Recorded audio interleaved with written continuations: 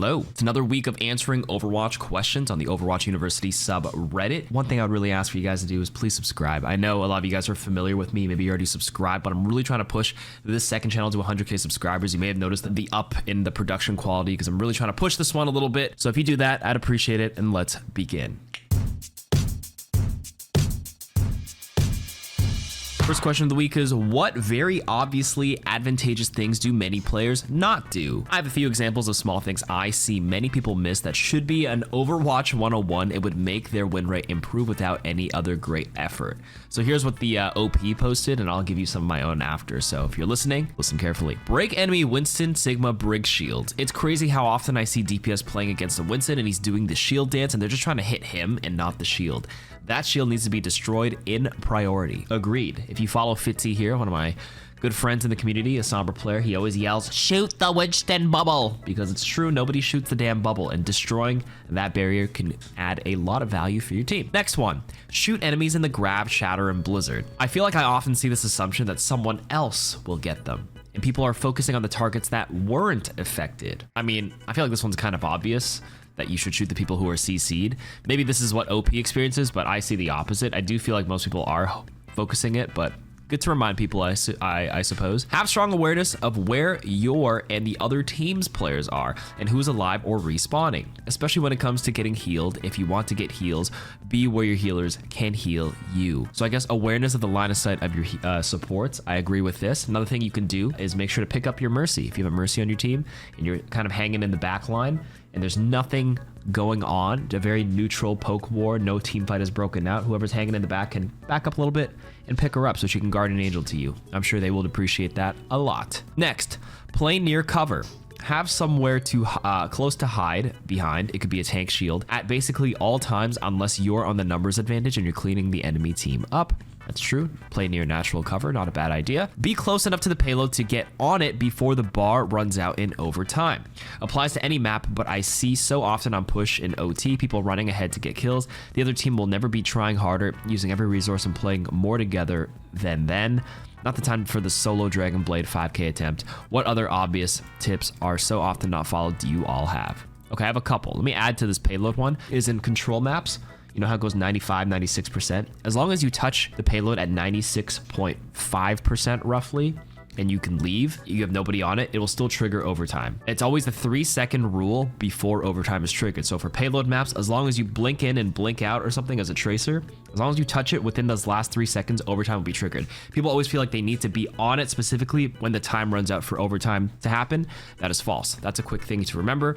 Another thing about payload specifically is payload heals you 10 HP per second on offense when the payload is moving. So on hybrid, if you're attacking and you haven't captured the first point yet, whether on like Kings Row or Hollywood, it won't heal you, or Hollywood, Kings Row's one is hidden, but like on Hollywood, you know, the payload is out. It won't heal you until it's actively attacking, and then on all natural escort maps, it'll always heal you 10 HP per second. That is not the case for the robot. That's another quick tip. Another one is obviously ping all the time, whenever you can, with good information. You should ping when you die as well. It marks the last person who killed you or the person who killed you for their position for a few seconds.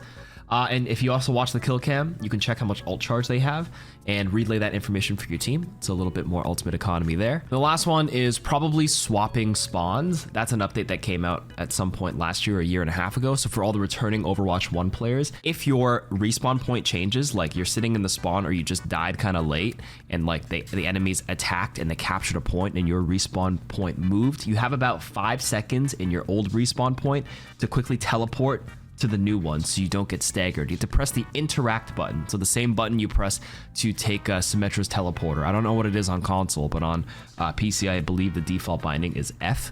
But if you press that, you teleport and swap spawns immediately. So there you go. Discussion time. What's the worst piece of advice you keep seeing, given that you know it's wrong? Say it's the tips or advice you either know is wrong or suspect is wrong, but you keep seeing it be repeated to the point that people start to believe it.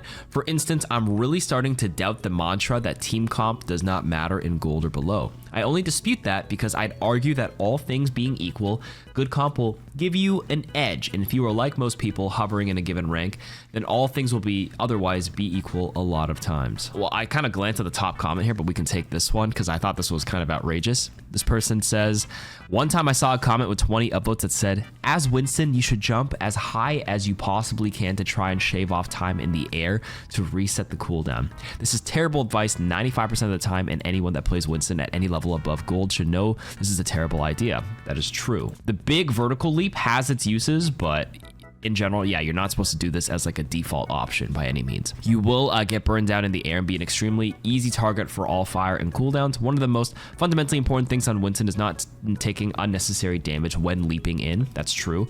And being able to stay in the fight as long as possible. Also true. I was honestly shocked at the amount of upvotes and realized then and there to take whatever anyone says on this subreddit with a grain of salt. That is true though. Yeah, the only caveat is that maybe like you can jump vertically to like stall to like retouch the payload in very interesting and very specific niche moments. But yeah, you know, I said 95%, but you know what? Maybe you're right. 1 in 20 games, there's like one idea where like the vertical leap to strictly buy time in the air based on the room you're in or the open map that you're in, that play is like the acceptable one. But you know, that's true. The one thing that I thought of the moment I saw this headline is the pressing the same buttons idea for Baptiste. I'm a support main, so I know, you know, Baptiste like the back of my head. There's this tip or advice that people always give to learn the Baptiste weaving tip where you can shoot and heal by pressing both buttons at the same time. If you have read this piece of advice and are doing it, stop it. Learn to aim each individual shot and heal separately as separate inputs on your controller or your mouse. Do not press both buttons at the same time. It can sort of work, but you kind of have to keep your crosshair in the same spot, and you just have like, you have no neurons firing or clicking when you hold both buttons at the same time. And at this end, it also like ruins the idea of you trying to shoot twice and then heal, because there's two Baptiste tempos. There's the shoot, shoot, heal, shoot, shoot, look down and heal, right? That's the higher DPS inputs. And then the perfect Baptiste, where you don't lose any healing tempo, is you shoot once, heal, shoot once, heal. And pressing both inputs at the same time is the advice I hear, in which you can master or get that perfect rhythm where you shoot, heal. But I would always advise people to literally look at the person you're trying to shoot as if you're aiming at them, and if you need to heal, look down right after and shoot. You have more time than you think. You do not need to press both buttons at the same time, and it helps you aim your heal and actually aim your shot. So I hate that piece of advice. Same goes for KarQ in a lot of cases as well, because KarQ also has a rhythm where you can actually pull all your Ofudas out and you can weave in a kunai. I think it's 2 kunais right now, but they always change the recovery time between kunais or Ofudas in patch to patch. There are some patches where it was optimal to do 1, and there's patches where it's optimal to do 2. 1 for sure is safe, but depending on when you watch this video, 2 may or may not be working right now. But 1 for sure. You should always be, you know, weaving your Ofuda and then throwing a kunai in between for maximum output. That is true, but try to aim your Ofudas and aim your kunai separately. I don't know any top player that holds both buttons at the same time. How should I play Junker Queen in comp and not get yelled at? Hello, my friend and I recently got back to Overwatch. Junker Queen is the only tank I really like to play and have done so in unrated games. Currently, I only play competitive in support queue, but I want to try Junker Queen in tank queue. However, I heard people don't really like Junker Queen for comp. I'm nervous about playing her. Should I generally feel more pressure due to being the only tank? Blah, blah, blah. What should my best play style be? Should I act as a third DPS? Should I target the enemy tank or squishies? I mean, I glanced at the top comment, definitely target squishies. That is correct. Essentially, get kills, don't die. Basic advice, but it's the correct advice. Don't waste shout or it won't benefit your team. That's true. I would actually argue especially on a lot of control maps, a lot of queens will shout out of spawn. And depending on where a lot of teams meet, it's actually not the optimal play. For example, Lijiang Tower Control Center. If you shout out a spawn, by the time you meet into that first hallway, you actually may not have your cooldown available again. But on more longer maps, sure, you can speed your team out as well. Lucio speed amp as well, those kinds of things. But remember, like speed does get capped at like 70% in this game. So if you stack 2 of them, it's kind of diminishing returns anyway. So if you have a Lucio or like a Symmetra TPing you out with a Lucio, you don't need to shout out a spawn anyways. That's a small little nuance. This person also said, don't miss your knives, axe, provide value, not pointless poke damage. This pretty much encapsulates like the general gist of Junker Queen. Your playstyle should just be look for opportunities. You poke the closest person to you, because you have a spread scatter gun. It's called a scatter gun, her weapon. It's like a shotgun pellet based thing. So the further away they are, you're going to do way less. So you want to pepper the closest person to you. Unfortunately, that is going to be the tank in a lot of cases. That doesn't mean focus the tank. It just means shoot whoever's closest to you, but keep your eyes peeled for knife opportunities. Knifing someone, especially squishies, and pulling them to you to get them into a closer shot into an axe is like the optimal playstyle. Don't waste your shout unnecessarily. Jiggle behind cover a lot of times. You kind of have to play Queen like you're pumping an EVA 8 in Apex. You can jiggle behind like, you know, the bus on New Queen Street for a bit, looking for a squishy. Poke the tank. If a squishy comes somewhat near you, aim for them as well. Junker Queen right now is not the best simply because of the armor changes they added about 3 weeks ago for the mid-season tank patch, because she's a pellet-based, shotgun-based hero. And if you're not finding a squishy and you're just trying to poke the tank, a lot of tanks do have base armor, which means you're doing a lot less damage against tanks right now. So that's why Queen isn't as optimal as she used to be at this current state. And a lot of things can cancel her ultimate, so and KarQ's running the game in high elo, so Queen's kind of like mid-tier, mid to low tier. But ignore that. It seems like you're recently back into Overwatch, so that doesn't apply to you. Just pepper whoever's close to you, aim for squishies, big boom, big combo, and you should be good. What makes a hero no skill, and what are some examples? I've been playing Overwatch for a few months, typically as a support player, and then I keep seeing the same heroes being played, especially in my low ranks. Think Sombra, Moira. I made it my goal to climb the ranks while trying to venture, no pun intended, away from these heroes, as I feel as if they are a crutch sometimes, but I need a somewhat complete list and hopefully a definition to abide by. I like the top answer here really quickly. Cool, I can answer for the Overwatch community. An Overwatch hero is considered no skill when they specifically kill me, they use their abilities or diff me. But for real, there is skill expression available for every character. That is true. That was going to be my answer. You get dove by a top 500 Junkrat with a freak rollout you didn't even know existed, or a Moira with fade jump that breaks the physics engine and it becomes pretty evident. So plays soldier, I guess. He's so default, it's hard to argue he's skillless without dismissing the entirety of the FPS's design as skill independent. What makes a hero no skill in some people's eyes is low mechanical skill floor.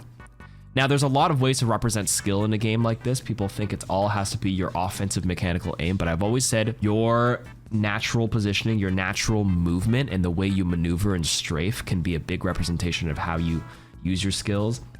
Your offensive, like, you know, tracking or hit scan aiming abilities is another part of skill. Your resource management, your timing, your ability cooldown cycles, feeding off the team and reading their plays, playing for certain angles. There's a lot of ways, but in general, what makes a hero no skill is low skill floor by most of the community. So they will say heroes like Mercy or Moira, or sometimes Lucio. Now, Lucio is an interesting one because he might have a low skill floor, but also a very, very high skill ceiling.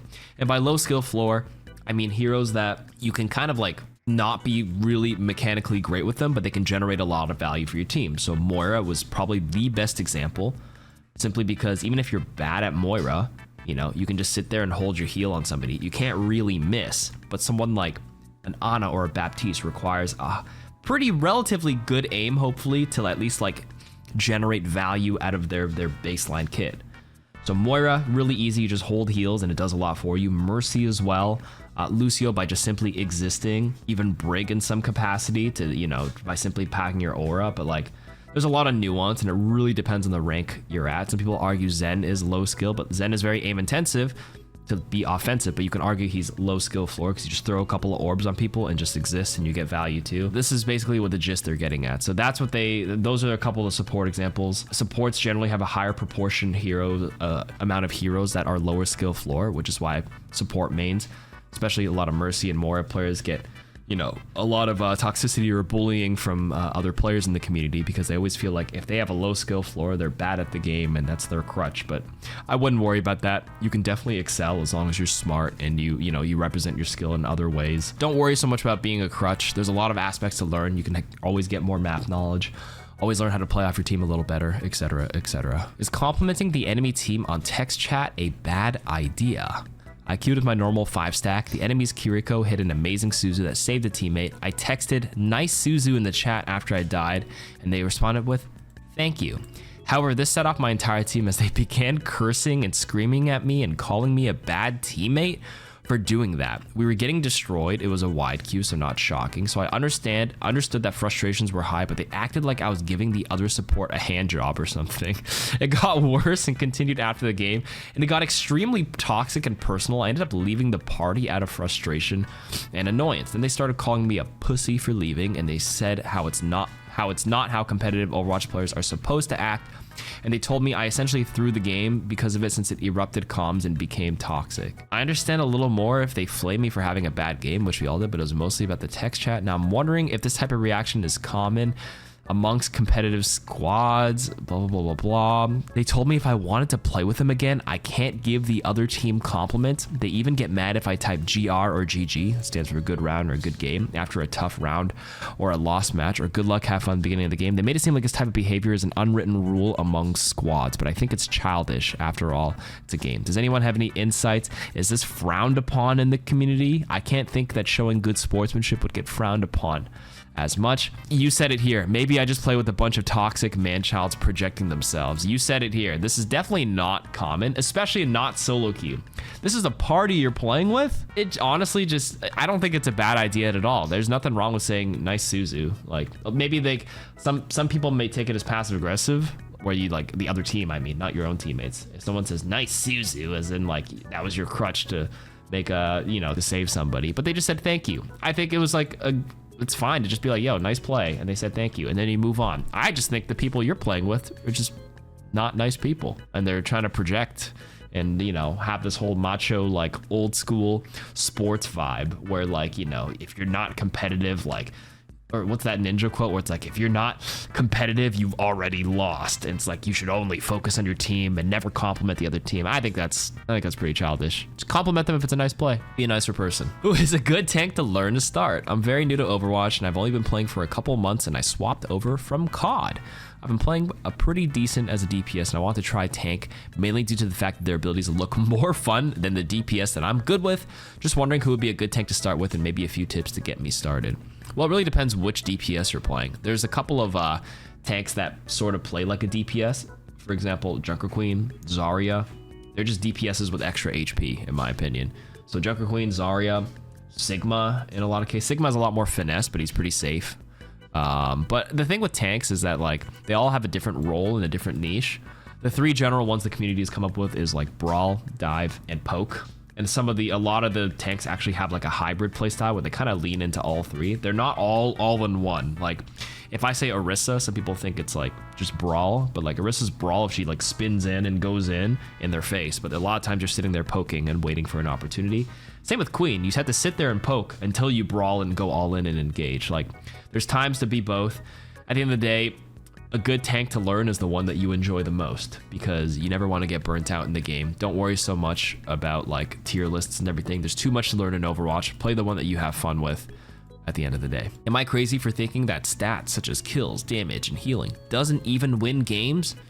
You're not crazy at all. I cannot stand people saying how much kills, healing, and damage they had, and they still lost. I had a game on Cass where I was 0-4 on Rialto, trying to take angles away from this Junkrat that just kept flanking us.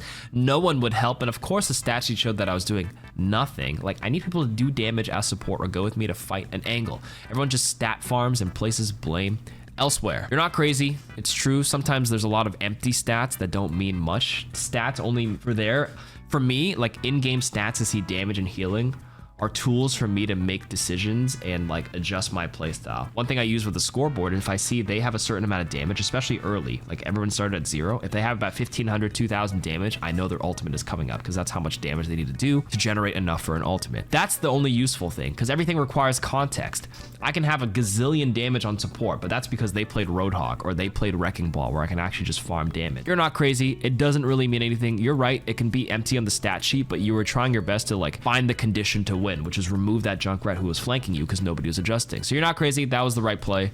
Don't worry so much about the stat sheet. That's just a fallback crutch to deflect blame for people instead of looking inwards. Sometimes it can be indicative of someone having a bad game, but it almost never tells the full story. And everyone knows this. They just like to conveniently forget or deny that when they have a bad game and they see somebody else have a worse game than you on the scoreboard, and then they use that to make themselves feel better. So don't worry about that. Should I main multiple tanks or one trick ball? Recently, I've been learning ball, been having heaps of fun. However, I can tell ball is a mechanically intensive hero, is going to require a lot of time to properly learn him and to climb into higher ranks.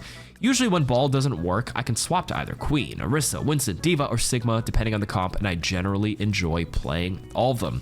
I guess my question would be pretty much, would it be best to one trick ball, or should I be learning multiple tanks? And if I should learn a tank, which one would be best to learn alongside ball? I would encourage people to not one trick. You can certainly main, oh, I just glanced at the top comment. That's pretty much it. I wouldn't one trick him. You can main him though, because you want a backup tank when you're finally not having fun and are ready to crush the enemy team. I do the same thing. I main him, but I can play other tanks if needed. So yeah, Fly Boom Basher said it correctly, said it right. You can certainly main ball, but it seems like you have a lot of fun swapping to these other heroes, and having a backup tank that kind of fills a different archetype is actually a very, very strong asset as a player to your team. Like if you're a ball player, ball is a lot of times quite independent, very divey. Would be nice to have synergy with a tracer or somebody on your team, but if you don't have it and like your team doesn't have a team built around ball, being able to flex into a non-dived hero like Sigma to kind of slow it down and play more poke is fantastic. You have your brawl option here with Queen, sometimes Orisa, and you have two, additional dive options if like, they play a bunch of things that counter dive or counter ball, excuse me. So like you're doing it fine. These are fine tanks to have in your arsenal. Don't one trick ball, learn multiple tanks. You're good to go. Last question of the week.